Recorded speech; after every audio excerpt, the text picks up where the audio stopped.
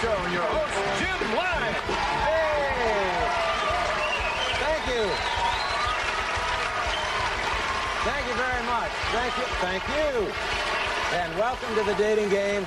And we'll get right underway. It's time to meet our first three eligible bachelors for game number one. And here they are.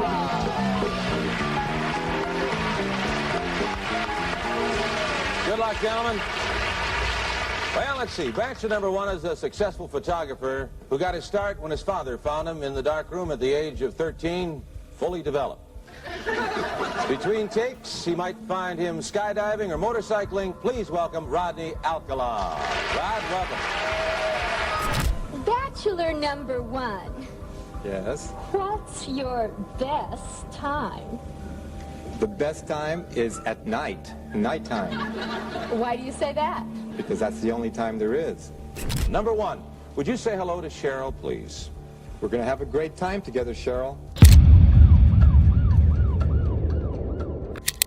The clip you just saw, that's Rodney Alcala, smiling and charming the audience on the dating game in 1978. But the man smiling and answering questions on national TV wasn't who he seemed to be. Behind that grin, Alcala was hiding a disturbing truth.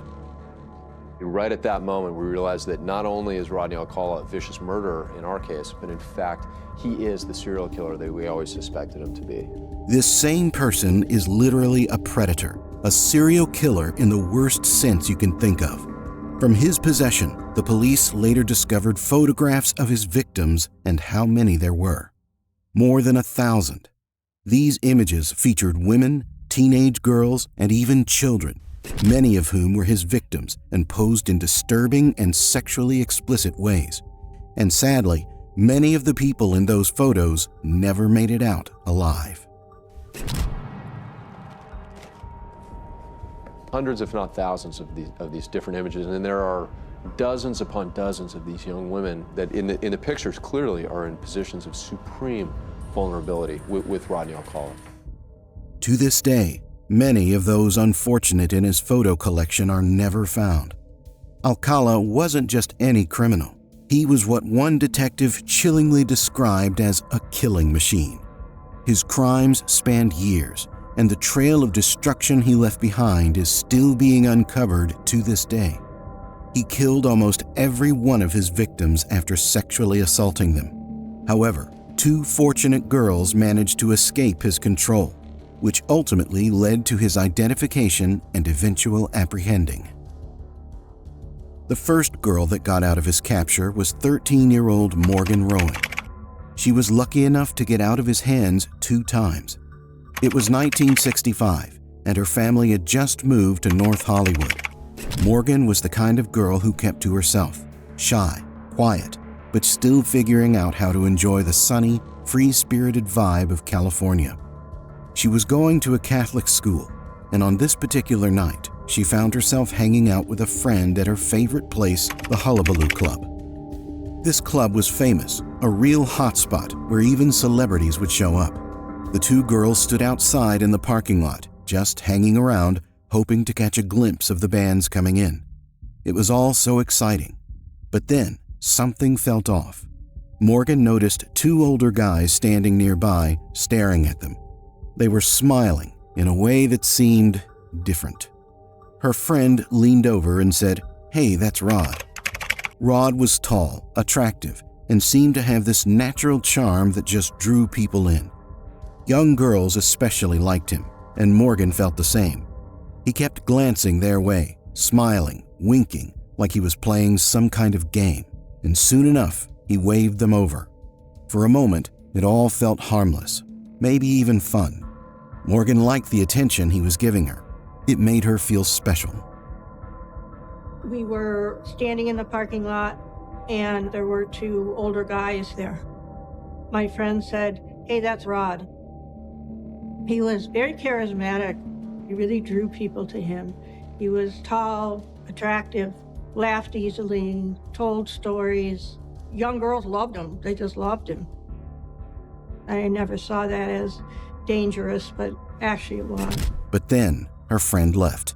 She walked off to meet someone else, leaving Morgan alone with Rod and his friend. It should have felt strange, standing there with two older guys she barely knew, but Morgan didn't feel scared. Rod seemed interesting, and she liked the way he focused on her. She even enjoyed it when he hugged her tight and laughed like they were sharing some secret.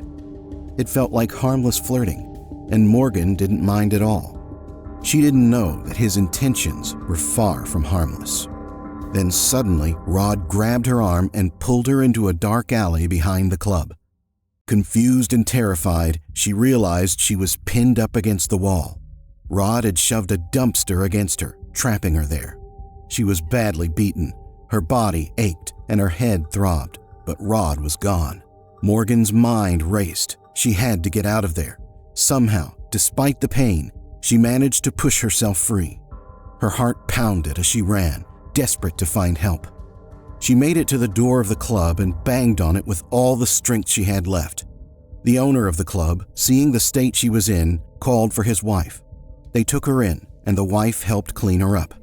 They knew something terrible had happened, but Morgan wasn't ready to face it all yet. She just knew one thing for certain: she had to stay away from Rod. But fate had other plans for her, and she would have to face him one more time, but in a really harsh way she could never have imagined. So after that terrifying night, Morgan made sure to steer clear of Rod. She tried to rebuild her life, but what happened left her shaken. Slowly, though, she started going out with friends again, trying to move on. For 3 years, she kept her distance from Rod, hoping that chapter of her life was behind her. It was August of 1968, and Morgan had just turned 16. She found out her family was moving back to New York, and she was devastated. She didn't want to leave California or her friends. But with just 4 days left before the move, Morgan and her friends decided to have one last night out on the Sunset Strip. 4 days before she's set to move back to New York with her family, Morgan and her friends decide to go celebrate on the Sunset Strip. The streets were packed with people, singing, dancing, and just having a good time. It felt like the perfect way to say goodbye. And then, in the middle of the crowd, Morgan saw him, Rod. He just appeared out of nowhere, staring at her again. A chill ran down her spine, but she tried to shake it off. She didn't want to ruin her last night with her friends, so she pretended like it didn't bother her. There were hundreds of people walking around on the street, singing or dancing or whatever. And you would just talk to anybody. Rod just suddenly appeared in the crowd, and I was absolutely creeped out. An hour passed, and Morgan's friends came up to her and said, "We're going to IHOP. Want to come?" Without thinking much of it, she jumped into the car with them. She sat between her two friends, feeling safe. But then, to her horror, Rod suddenly slid into the driver's seat. Her heart sank. She hadn't told her friends about what had happened years before, so no one else knew the danger she was in. She froze, unsure if she should run or stay quiet. As they drove to the restaurant, she just sat there, pretending like everything was fine. At the restaurant, Rod ignored her for the most part, which almost made things feel normal again. Morgan excused herself to go to the bathroom.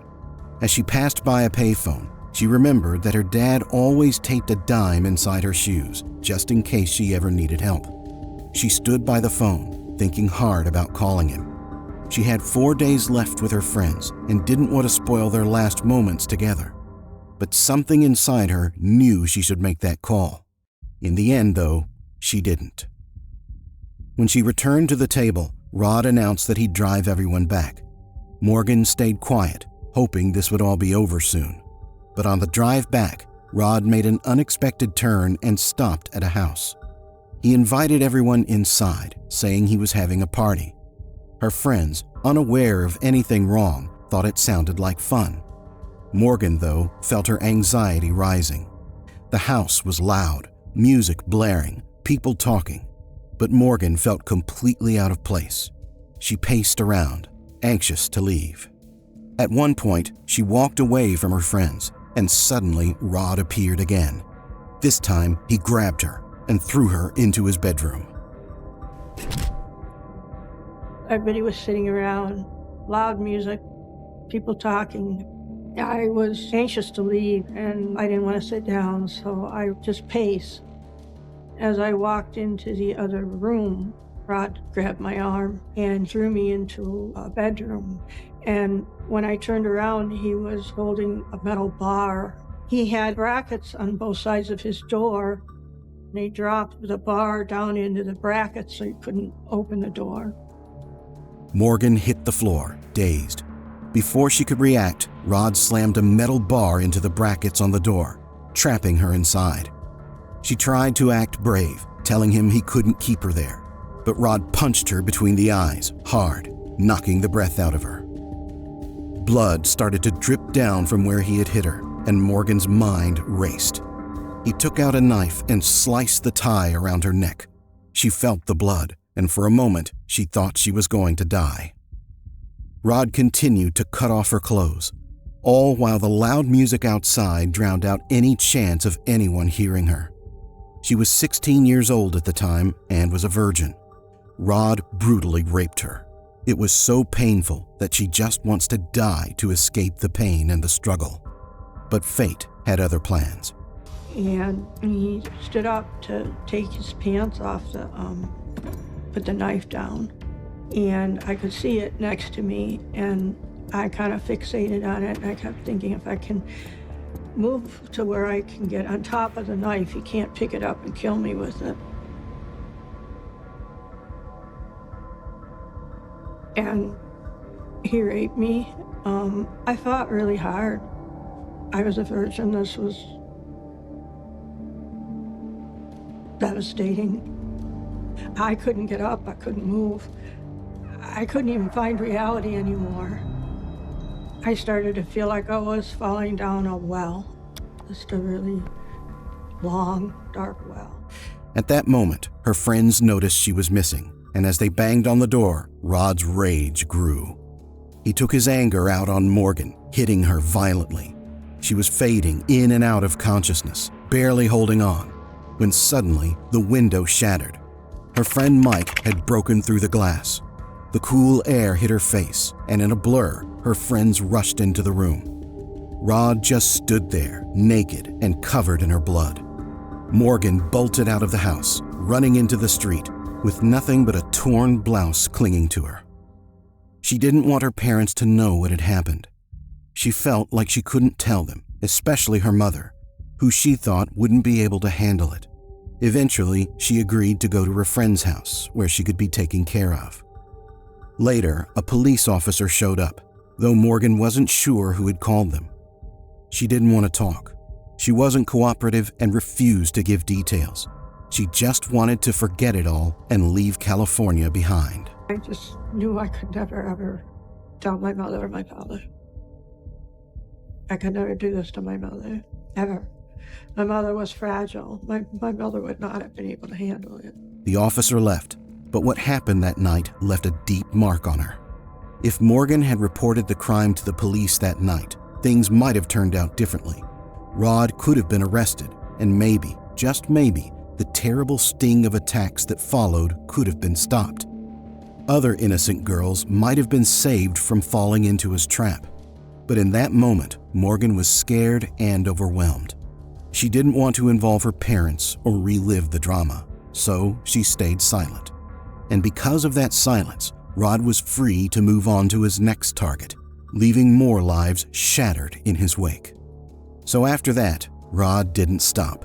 He went on to assault another girl that very same year, 1968. This time, it was Tali Shapiro, an innocent 8-year-old girl.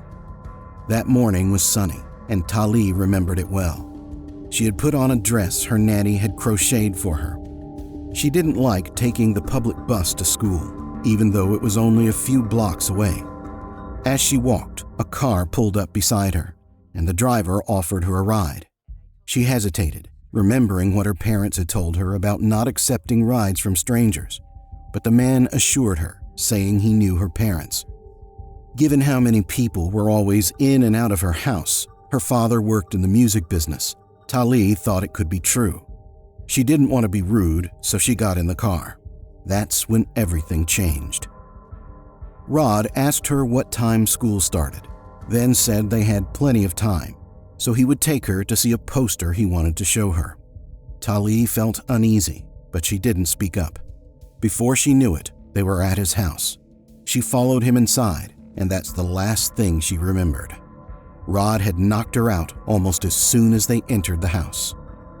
Tali woke up from a coma a month later with no memory of what had happened.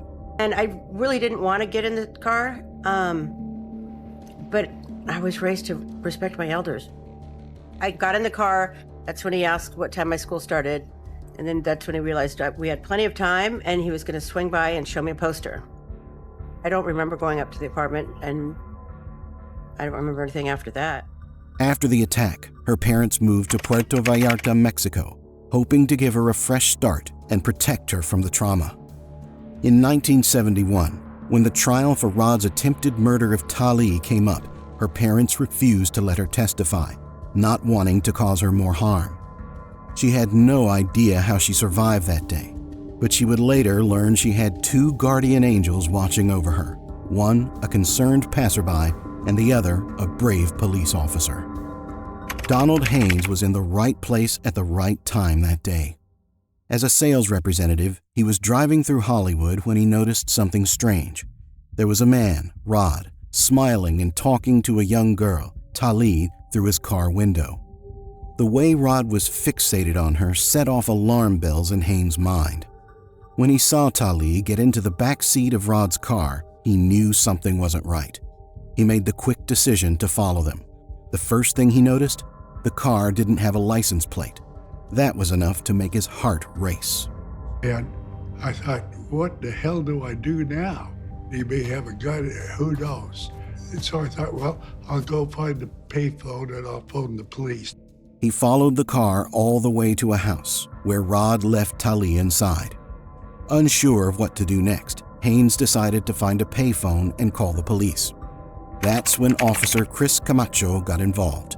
Haynes met him at the corner and told him exactly what he saw, even pointing out the house where Rod and Tali had gone.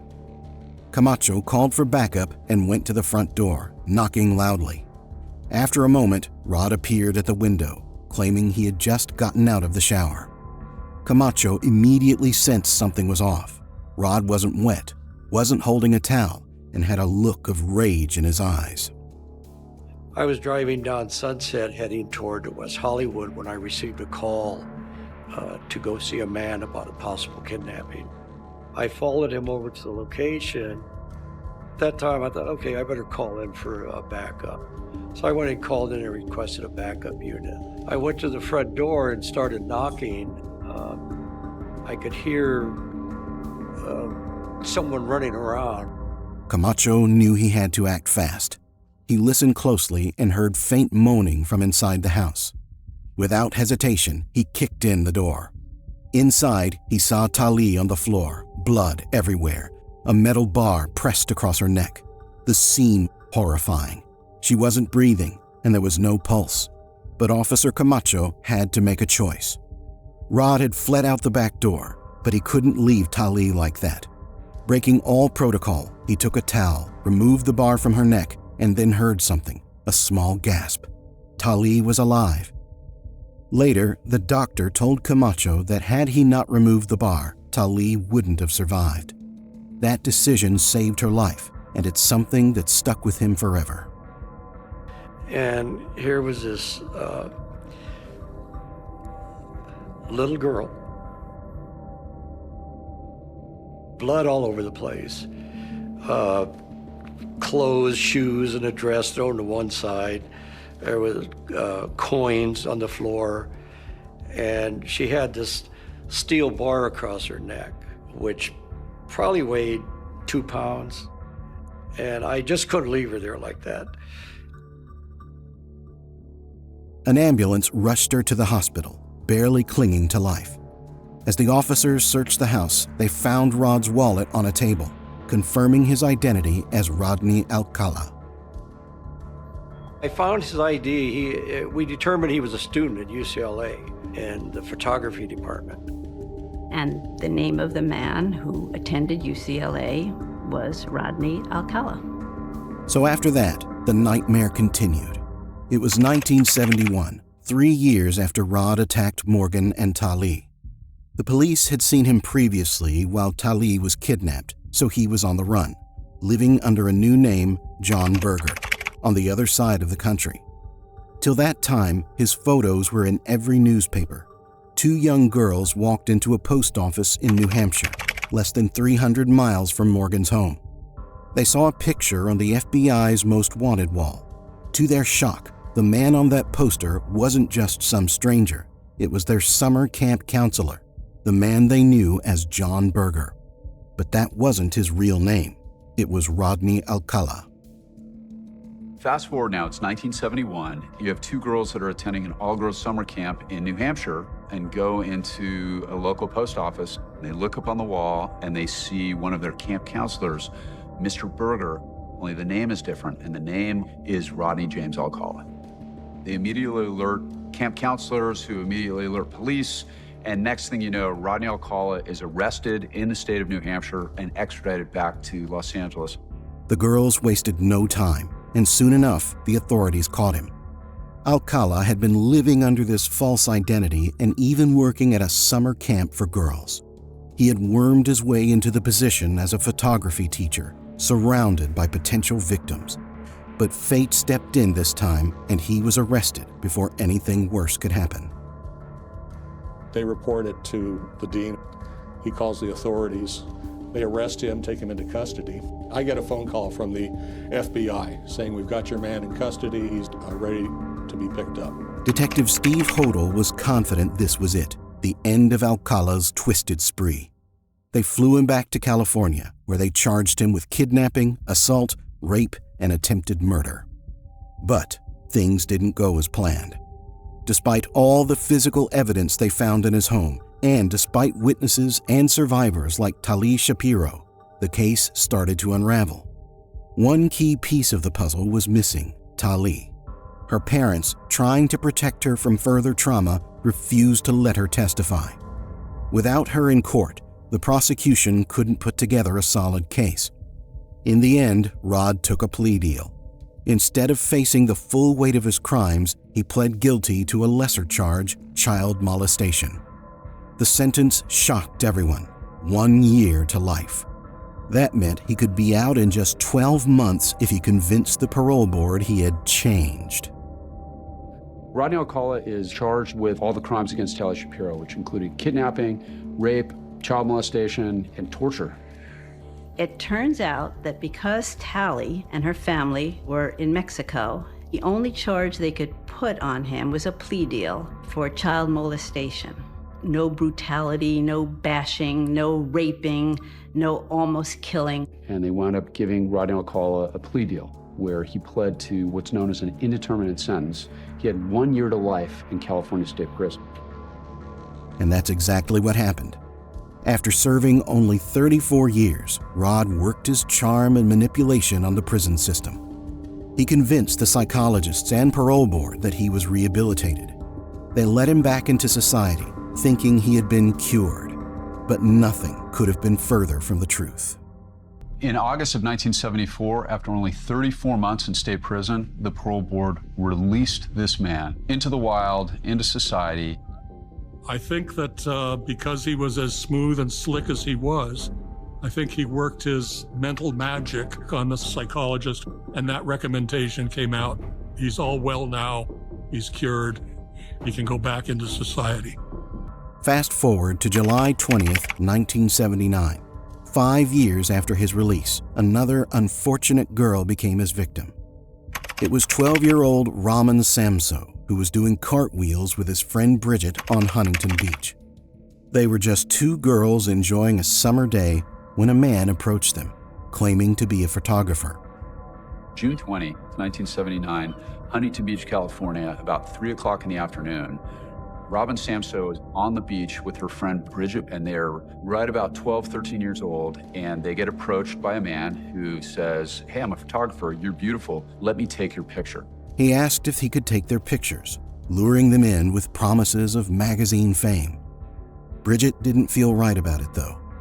But then a neighbor noticed the strange man as well and came over, asking if everything was okay. That made the man nervous, and without another word, he walked away. And one of the neighborhood moms sees this, and it doesn't look right to her. So she comes over, and this photographer kind of scurries off. Robin is late for her ballet lesson, and she had to go home, jump on her bike, and she was riding to her ballet lesson, and that's the last anybody ever saw of her. Robin left shortly after to make it to her ballet class, borrowing Bridget's bike so she wouldn't be late. But she never arrived. An hour later, her mother got the call from the studio. Robin hadn't shown up. Panic set in, and Robin's mother, Mary Ann, started making calls. She contacted Bridget's family and learned about the strange man who had approached her daughter. The police got involved right away, and Bridget worked with a sketch artist to create a drawing of the man. The media spread the sketch everywhere, but no one could find Robin.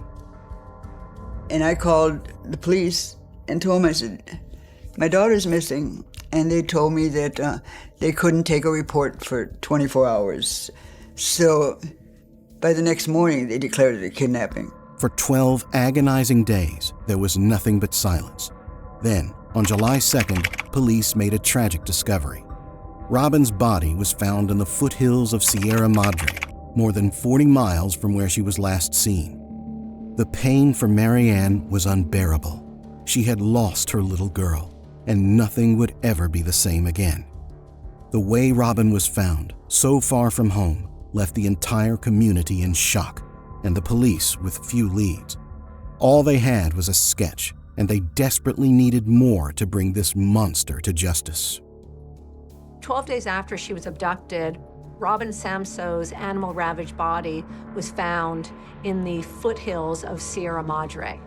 A knife is found next to her body, and police believe she's been murdered. So we have the composite sketch. Everybody is trying to figure out who the suspect is. The officer on the case was Detective Jenkins. Later that day, Detective Jenkins received a call that would change everything. It was late in the day when a parole officer reached out to him, telling him, "Hey, I've got a parolee who looks a lot like the guy in that sketch, Rodney Alcala." Jenkins had been working long hours, and while he planned to check it out first thing in the morning, something about the name stuck with him. And Detective Jenkins with the Huntington Police Department gets a phone call in the late afternoon from a parole officer who says, "Hey, I've got a parolee who looks awfully similar to that composite sketch. You need to look at him. His name is Rodney Alcala." As he headed home and sat down in front of the TV, a rerun of The Dating Game was playing. And there he was, Rodney Alcala, smiling and charming the audience as Bachelor number 1. It was a surreal moment. There, on national television, was the man suspected of Robin Samsoe's murder, confidently looking for his next target. Jenkins couldn't believe what he was seeing. The more he watched, the more it clicked. This was the man in the sketch. He quickly called the police department to share what he had found. Meanwhile, on the TV, the contestant, Cheryl Bradshaw, chose Rodney Alcala as her date. But something about him felt off to her. Once the cameras stopped rolling, Cheryl called the show's producer, explaining that she felt creeped out by him and wasn't comfortable going on the date. It was her instinct that likely saved her life that day. Back to The Dating Game, and Cheryl, we have reached the moment of truth, as we call it. You've heard from the bachelors, you got some great dramatic presentations, some good answers, but now I'm going to ask you a question. Will that date be Bachelor number 1, Bachelor number 2, or Bachelor number 3? Who gets the dates? Well, I like bananas, so I'll take 1. Number 1, Bachelor number 1, all right. So on July 24th, 1979, the police finally arrested Rodney Alcala for the murder of Robin Samsoe. All this time, he had been living just feet away from where her body had been found, hiding in plain sight at his mother's house. When the police searched the house, they didn't find any direct evidence linking him to Robin's murder. But they discovered something else, a receipt for a storage unit in Seattle. Authorities arrest Alcala at his mother's house and search it. They don't find any forensic evidence linking Rodney Alcala to the murder of Robin Samsoe, but they do find a receipt for a storage unit in Seattle. They get up to Seattle, they open it up, and it was a bonanza of evidence. What they find are hundreds and hundreds of photographs of young women, girls, and boys in positions of vulnerability. What they found inside that storage unit was beyond disturbing. It was a treasure trove of evidence. More than 1,000 photographs of young girls and boys in disturbing, inappropriate poses, many of them completely unaware of the horrors they'd been caught up in. There were also rolls of undeveloped film and various pieces of jewelry. Among the items was a pair of gold ball earrings, exactly like the ones Robin had been wearing when she disappeared. Now they had something solid linking Alcala to Robin's case. By April 30th, 1980, the jury had reached a verdict. Rodney Alcala was found guilty and sentenced to death. It felt like justice had finally been served. Robin's mother, Marianne, while heartbroken, hoped that this would bring some peace. But in a cruel twist, that peace wouldn't last. Just 4 years later, the California Supreme Court overturned Alcala's sentence, claiming he hadn't received a fair trial. Marianne and her family were devastated, forced to relive the nightmare all over again. Despite the setback, Alcala's crimes were too horrific to be forgotten. The justice system continued to pursue him, and as the years passed, new forensic technology began catching up to his trail of terror. By the time his third trial came around in 2010, investigators had found enough evidence to charge him, not only with Robin's murder, but with the deaths of 4 other women in California. DNA evidence also linked him to 2 murders in New York, women who had been killed years before Alcala's dating game appearance. On March 9, 2010, the trial came to an end. The jury found Rodney Alcala guilty on all 5 murders in California, and once again, he was sentenced to death. Alcala's reign of terror had spanned decades, but justice had finally caught up with him. Today, in a 5-1 decision, the California State Supreme Court ruled that Rodney Alcala did not receive a fair trial. There's been a gross miscarriage of justice for being found guilty of something that I didn't do. Yet even after his conviction, there were still more victims to uncover. Authorities released hundreds of photos from his collection, hoping to identify other potential victims. In 2015, one of those photos was recognized as Christine, who was missing for 39 years. Rodney Alcala died in prison in 2021, still awaiting execution. For those who survived, like Marianne, Robin's mother, her daughter's short life meant something in the end. Robin had stopped Alcala from killing again, and her courage had helped bring justice to so many others. In the end, evil may have touched their lives, but it never owned them.